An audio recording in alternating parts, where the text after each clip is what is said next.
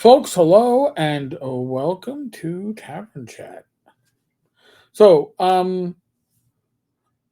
Phaedrus Live makes actually a very good argument. I'm going to read their argument. It's a response to one of my earlier OSR videos, Myths of the OSR.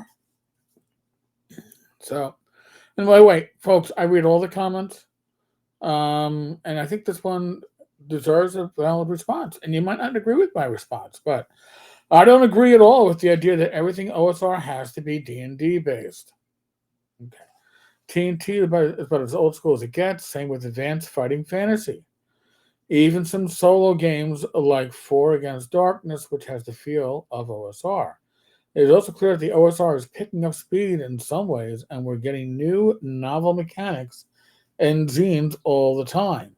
There's actually way more new material for OSR play than there are classic books and modules, etc. at this point.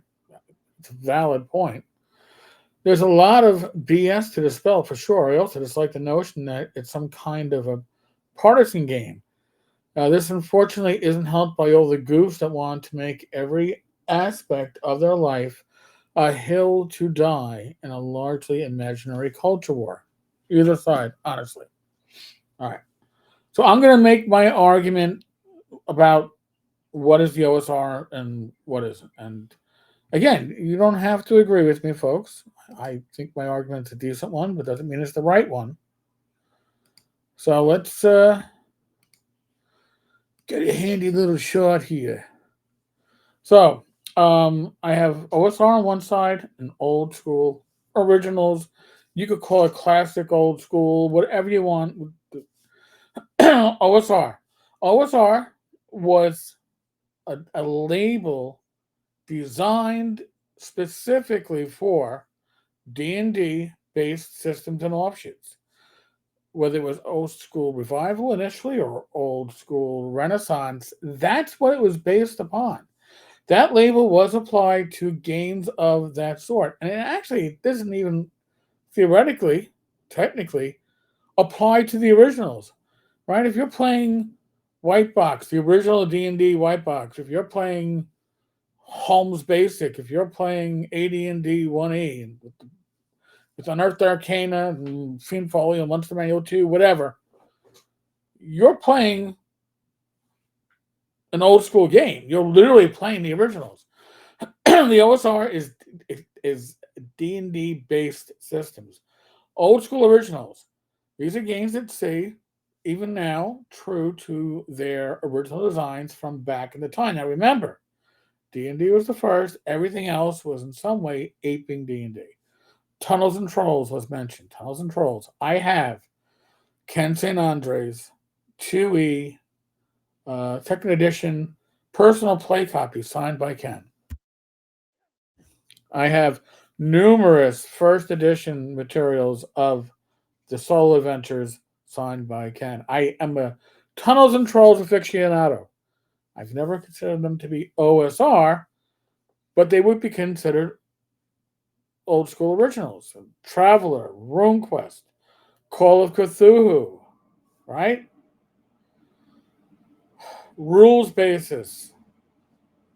OSR games expand upon the D&D rule sets. They either reimagine it, they build upon it, they flesh it out, they make it more understandable, whatever. The initial rule sets were pretty much trying to be, what's the word, simulacrums? Like clones. But later ones, and we'll do some recent examples, AD&D, Adventures Dark and Deep from Joseph Block, Hyperborea from Jeff Talanian. These expand upon what the OSR is, but they're still using those initial rules, and they're built off of the SRD. Now, that's something that's not even on this chart, but essentially, if you're OSR, you're either built off the SRD or found a way around it, but that's what you're working off of. Their legacy of OSR is part of the D&D lineage. If you would ask me this 5 years ago, I would have been like the commenter. I would have been like, no, these are all OSR. But I've learned to look at the history of it. And the history doesn't support that argument. The history of the OSR supports the argument that these are rule sets, modules, settings that work off of the original D&D based systems. That's history. Old school originals, again, Tunnels and Trolls was designed by Ken St. Andre because he played a session of D&D and he enjoyed the shit out of it. And two things, he didn't own the rules and he didn't own the wacky dice. So he needed a D6 system and he designed his own system. RuneQuest, if you look at RuneQuest, if you look at Basic Fantasy RPG, Call of Cthulhu, those games that build off of the original RuneQuest rules, you can see that it is derived from some extent from D&D. There's D&D roots to it, but it's parallel. Warhammer Fantasy Roleplay, first edition, second edition. Not that horrible box set that with the funky dice. Okay, that's like when D&D, like you could kind of see the progression from you saw the progression from 1E to 2E, and even 2E to 3E, and then 4E. It was like, no, we're just going to take the name and give you a whole new game. That's what like Warhammer the box set. I think that was 3E did.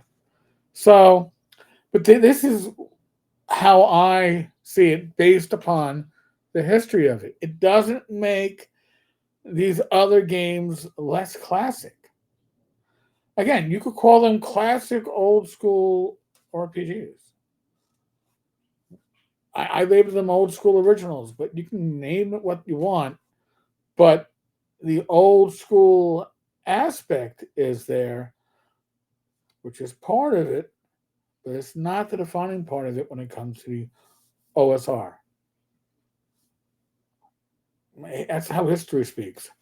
Which means, by the way, that Zweihander should not be labeled OSR on drive-through, but hey, OSR has become a marketing ploy. That's a whole other discussion that we can have. And I think that there's a lot of games that are OSR adjacent. Shadow Dark, DCC, Karn. There's a number of them that you can see the roots. Even Morkborg. They're OSR adjacent, but they aren't OSR. But maybe they draw some inspiration from it. Doesn't make them bad games. I'm not tossing these games under the bridge. I'm not trying to bury them in the sand. I think Shadow Dark is one of the finest games designed in the last, I don't know, 10 years. It's huge. And we actually did live plays of it on this channel. It doesn't make it solidly OSR.